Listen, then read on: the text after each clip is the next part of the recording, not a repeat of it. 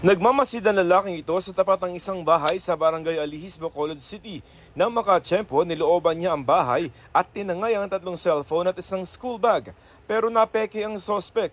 Ayon sa may-ari ng bahay, display model lang kasi sa gadget store nila ang mga nanakaw na cellphone. Kinahampangan to ng bata ko. Ari dami po.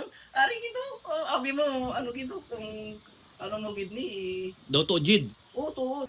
Hinahanap ang sospek. Isa ni siya ka member nga sa Himaya, nga nagasaka sa mga balay-balay man galumpat sa pader. Ini siya na-identify na mo.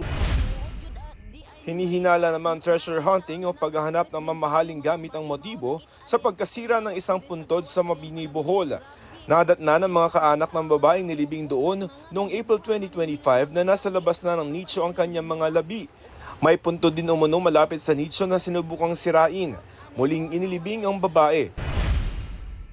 Nasamsam ng pulisya ang halos 197 million pesos na halaga ng pinekeng branded na sapatos sa isang bodega sa Pulilan, Bulacan.